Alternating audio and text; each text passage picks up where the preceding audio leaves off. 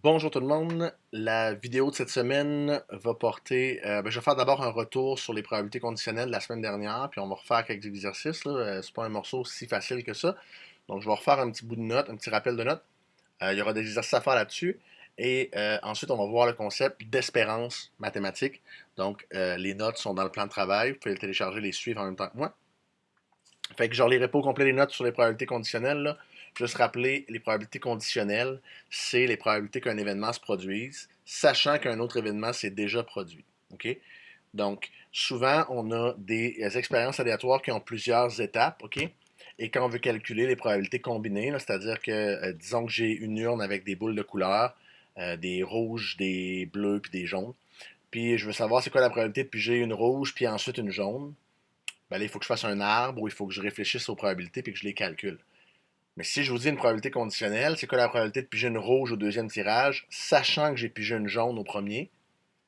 La jaune au premier, c'est plus une probabilité. C'est certain que c'est arrivé. OK? C'est plus quelque chose qui peut arriver ou pas. C'est sûr que c'est arrivé. Si je donne une condition, je vous dis sachant que la première bille était jaune, mais ça, c'est réglé. Donc, si vous avez dessiné un arbre, par exemple, OK, comme ici, si vous avez dessiné un arbre, ben on sait quelle branche on prend avec une probabilité conditionnelle. Il nous reste juste à vérifier la deuxième branche. OK, la première branche, c'est réglé. Donc, ce que ça fait, une probabilité conditionnelle, c'est que ça restreint notre univers des possibles. On a une expérience aléatoire qui consiste à piger deux billes, mettons. Cette expérience aléatoire-là a un univers des possibles, toutes les combinaisons de deux billes possibles. Mais si je vous dis c'est quoi la probabilité que la deuxième soit rouge, sachant que la première était jaune, bien là, je viens d'éliminer toutes les probabilités, toutes les combinaisons où la première bille n'était pas jaune. Ces combinaisons-là ne se peuvent plus. Et j'ai maintenant un nouvel univers des possibles qui contient juste les couples où la première bille est jaune. C'est ça que ça veut dire finalement. On va faire l'exemple ensemble, là, juste pour clarifier ça. On vous dit dans une boîte contenant 3 billes rouges et 2 billes bleues, on tire une bille au hasard, puis on effectue un second tirage sans avoir remis la première bille dans la boîte. Donc il y avait d'abord 5 billes, on en tire une, on note la couleur, on en tire une deuxième, on note la couleur, sans remettre la première. La situation peut être représentée à l'aide du diagramme en arbre suivant. Donc, dans le diagramme en arbre suivant, vous voyez, le premier tirage est ici. Il y a deux options, soit que je tire une rouge, soit que je tire une bleue. Puis on a les probabilités de chaque option ici. Hein. Il y a 3 rouges, fait que c'est 3 sur 5 pour les rouges. Il y a 2 bleus, 2 sur 5 pour les bleus. Et au deuxième tirage, vous remarquez qu'il y a des 4 partout parce que je ne remets pas la première bille. Donc maintenant, c'est sur 4. Et là, si j'ai pigé une rouge, ce qui reste dans le sac, c'est 2 rouges, 2 bleus. Donc 2 chances sur 4, 2 chances sur 4. Mais si j'avais tiré une bleue en premier, ce qui reste dans le sac, c'est 3 rouges, une bleue. Donc 3 chances sur 4 pour les rouges, une chance sur 4 pour les bleus.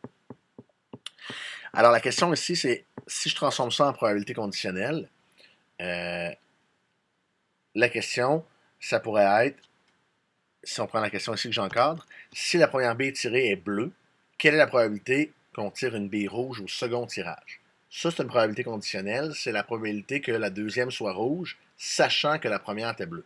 Mais si je sais que la première était bleue, tout ça, ça n'existe plus. J'ai jamais pris la branche rouge en partant. Donc, mon expérience, c'est maintenant ceci. Parce que cette branche-là, c'est sûr que je l'ai empruntée. La première bille, elle était bleue. Donc, mon deuxième tirage, c'est celui que j'ai encerclé. C'est tout. C'est quoi la probabilité que ce soit rouge? Trois quarts. C'est aussi simple. J'ai pas de deux probabilités à calculer, j'ai pas de multiplication à faire, j'ai pas d'addition à faire. C'est trois quarts. C'est réglé. OK? Si j'avais pas cette condition-là, la probabilité d'une combinaison de couleurs, et là, il y a des multiplications à faire, OK? Ou des additions. Euh, L'exemple que je donne ici là, de calcul juste en dessous, c'est quelle est la probabilité de tirer une bille rouge au second tirage? Ben, de tous mes résultats possibles, il y a deux fois où je tire une bille rouge au second tirage. Il y a ici, où j'ai tiré rouge-rouge, puis il y a ici, où j'ai tiré bleu-rouge. C'est les deux cas où la deuxième bille, là, elle est rouge. Ben, il faudrait que j'additionne ces deux cas-là.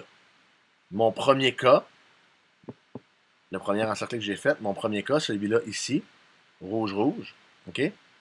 Pour connaître sa probabilité, ben, il faut que la première soit rouge et que la deuxième soit rouge. Donc, mon calcul, ce serait de faire 3 cinquièmes fois 2 quarts pour savoir la probabilité de celle-là. Donc, la probabilité de rouge-rouge, 3 cinquièmes fois 2 quarts, c'est ici. C'est 6 vingtièmes. La probabilité de bleu-rouge, qui est mon autre option, ben, ce serait 2 cinquièmes fois 3 quarts, parce que je passe par ici. OK? Donc, ce serait 2 cinquièmes fois 3 quarts. C'est écrit ici, 2 cinquièmes fois 3 quarts, ça donne 6 vingtièmes aussi. Donc, la probabilité que je passe par le premier chemin ou par le deuxième chemin, là, j'additionne. Donc, 6 vingtièmes plus 6 vingtièmes, ça donnerait 12 vingtièmes, que je peux réduire à 3 cinquièmes. Donc, il y aurait donc 3 chances sur 5 que la deuxième bille soit rouge. C'est comme ça qu'on calculerait ça. Donc là, il y a plus de calculs à faire si je n'ai pas de conditionnel. Si c'est juste des probabilités directes d'une combinaison, plein de calculs à faire. Probabilité conditionnelle, c'est plus simple. Il faut le réfléchir, mais le calcul est plus simple. Un exemple avec un tableau à double entrée, puis un exemple avec un diagramme de Venn. Vite, vite, vite, je ne passerai pas 10 minutes là-dessus. Donc ici, on vous dit, on a un tableau qui représente des gens qui assistent à une conférence au hasard, OK? Donc il y a des hommes, il y a des femmes, il y a des 18 ans ou plus, il y a des moins de 18 ans. Tableau ici. La question, ce serait si on interroge une personne au hasard et qu'il s'agit d'une femme. Donc le fait qu'on sache que c'est une femme, ça fait que c'est impossible qu'on soit ici, là. C'est pas un homme, c'est une femme. On est là. OK? Quelle est la probabilité que dans cette colonne-là, elle soit âgée de 18 ans ou plus? Ben, il y en a 36 qui sont âgés de 18 ans ou plus, il y en a 82 en tout. 36 sur 82. C'est tout. OK? Dans un tableau à double entrée, ce que ça fait d'avoir l'information, c'est que ça élimine une colonne ou ça élimine une rangée. OK? Si ma condition, ça avait été, c'est quoi la probabilité que ce soit un homme, sachant qu'il y a plus de 18 ans? Bien, si je sais qu'il y a plus de 18 ans, c'est sûr qu'il n'y a pas moins de 18 ans si c'est cette rangée-là qui aurait été éliminée. Et je serais venu regarder dans cette rangée-là. Puis la probabilité que ce soit un homme, ça aurait été 28 sur 64. OK? Fait que dépendant de la condition qu'on vous donne, ça va éliminer une colonne ou une rangée dans un tableau à double entrée. Dans un diagramme de Venn, maintenant, ça va restreindre votre univers des possibles. Là, pour l'instant, l'univers des possibles, c'est tout ce qui est dans le rectangle ici. Oups, ça a bugué. Je vais faire save, excuse. Donc, c'est... Allô? Je veux juste que ça s'en aille. Pourquoi ça s'en va pas? Je me suis...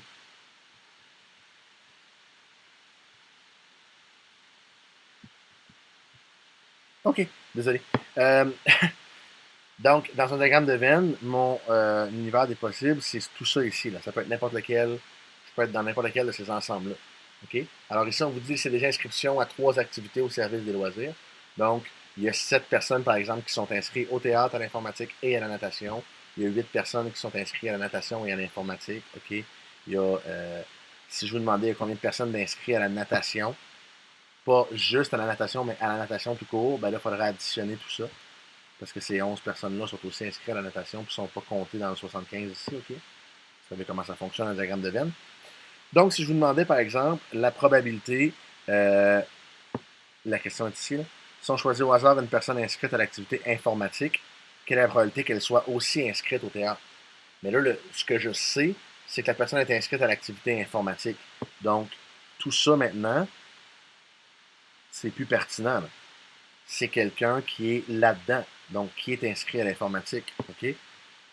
Donc, c'est une des 60 personnes. OK? Si je fais 42 plus 8 plus 7 plus 3, ça fait 60. Donc, c'est une des 60 personnes qui est dans le cercle informatique. La question, c'est quelle est la probabilité qu'elle soit aussi inscrite au théâtre? Mais dans les 60 personnes du cercle informatique, il y a ces 10 personnes-là, 7 plus 3, qui sont aussi inscrites au théâtre. Il y a donc 10 chances sur 60. OK? Ces 10-là sur les 60 total. Donc, la probabilité, c'est 10 sur 60 ou 1 sur 6. C'est tout. OK? Et on vous explique en bas là, que finalement, il y a une formule qu'on pourrait calculer, mais on n'en a jamais vraiment besoin, en tout cas au secondaire. On n'en a jamais vraiment besoin parce qu'on peut toujours utiliser le diagramme de Venn, le tableau de l'entrée ou la distribution tout court, ou la description tout court de l'expérience pour déterminer la probabilité. Donc, c'est ça pour les probabilités conditionnelles. Vous avez des exercices à faire ici et à remettre sur les probabilités conditionnelles. On se transporte à la page 6 maintenant pour l'espérance mathématique, qui est le nouveau concept qu'on voit cette semaine. L'espérance mathématique d'une variable aléatoire, c'est la valeur moyenne de cette variable.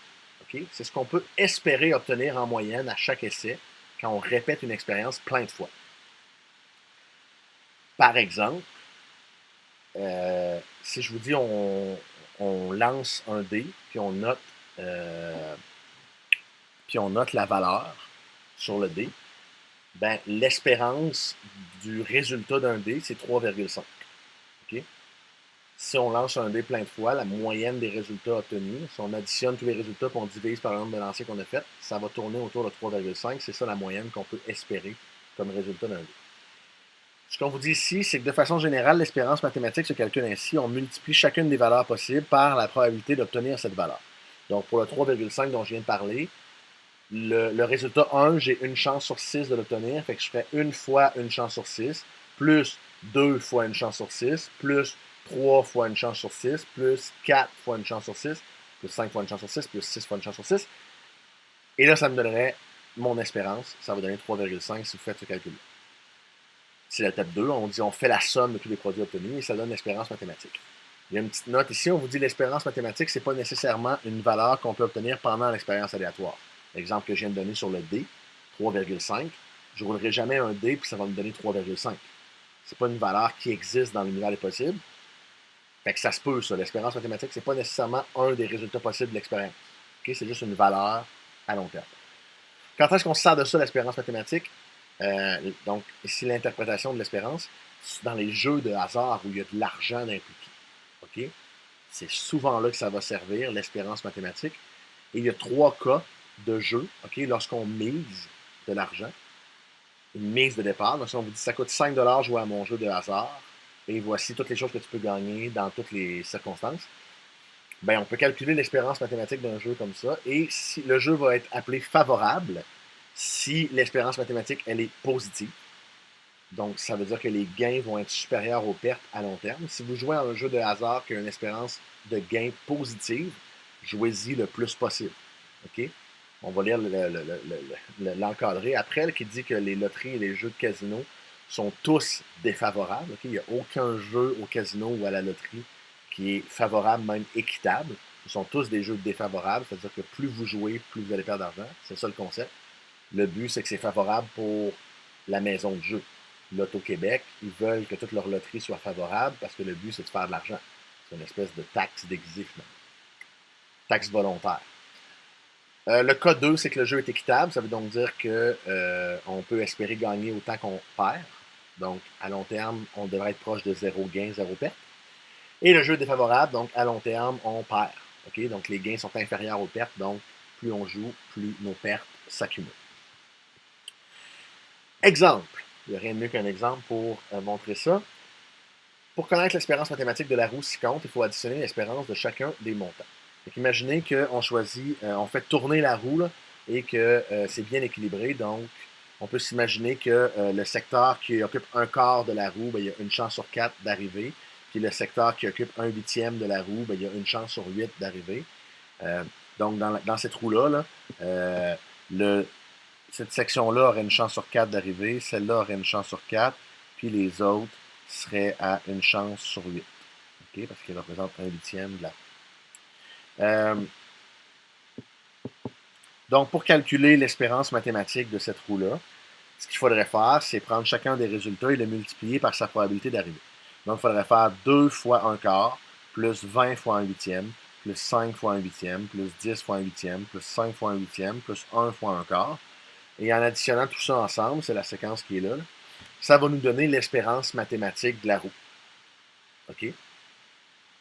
Et l'espérance mathématique de cette roue-là, c'est 5,75. Donc, si on tourne la roue et on gagne le montant indiqué, on peut s'attendre, en moyenne, à chaque tour de la roue, à gagner 5,75. OK? Fait que si vous me dites, je pense jouer à ce jeu-là 100 fois, ben, vos gains devraient être autour de 575 $. Okay? 5,75 pour chaque fois où on a tourné la roue.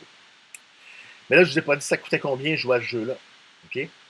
Mais une fois qu'on connaît l'espérance de la roue, on sait que l'espérance est 5,75, ben, on peut analyser est-ce qu'on veut jouer ou pas. Si je vous dis ça coûte 6 jouer à ce jeu-là, ben, vous ne voulez pas jouer. Parce qu'à chaque fois que vous tournez la roue, vous allez payer 6 puis vous allez regagner en moyenne 5,75, vous perdez 25 cents. C'est pas. Mais si je vous dis ça coûte 5 jouer à mon jeu, ben là, vous voulez jouer. Parce qu'à chaque fois que vous mettez 5 vous en retirez 5,75 en moyenne. Donc, ça devient rentable à long terme. Ça ne veut pas dire que si je tourne la roue 2 fois, je vais gagner 11,50, 2 fois 5,75. Ça se peut que je pogne 1$ 2 fois. OK? C'est sur le long terme, comme tout le reste des probabilités. Donc, ça, c'est calculer l'espérance de. C'est l'espérance de gain, en fait. Ça s'appelle l'espérance de gain brute. C'est donc dire qu'on ne considère pas la mise de départ. Ici, je ne savais pas ça coûtait combien jouer au jeu, mais chaque fois que je tourne la roue, je gagne 5,75. Ça, c'est l'espérance de gain brute. Je pourrais calculer l'espérance de gain net, c'est-à-dire que je prends cette espérance brute-là et je soustrais la mise. Si je dis que ça coûte 5$ jouer au jeu, bien, mon espérance de gain net, ce serait 75 cents. Parce que je fais 5,75 moins le 5$ que ça me coûte. Okay? Fait que c'est la différence entre brut et net. Brut, c'est peu importe la mise, c'est ce que je gagne, c'est ce qui revient dans mes poches, peu importe ça a coûté combien. Net, c'est ce qui revient dans mes poches, moins ce que ça a coûté. Il y a des exercices aussi à faire là-dessus. Donc, vous avez une pile d'exercices à faire là-dessus. Là, on se voit lundi en classe. Donc, je vais être là pour répondre aux questions. Vendredi, c'est pas moi qui est là, c'est Mme Piché. Mais c'est son document de notes à elle qu'elle m'a fourni. Donc, elle va être parfaitement en mesure de répondre à vos questions vendredi là-dessus aussi. Et s'il y a des choses qui n'étaient pas claires dans la vidéo lundi, je pourrais y revenir pendant la période. Donc, voilà.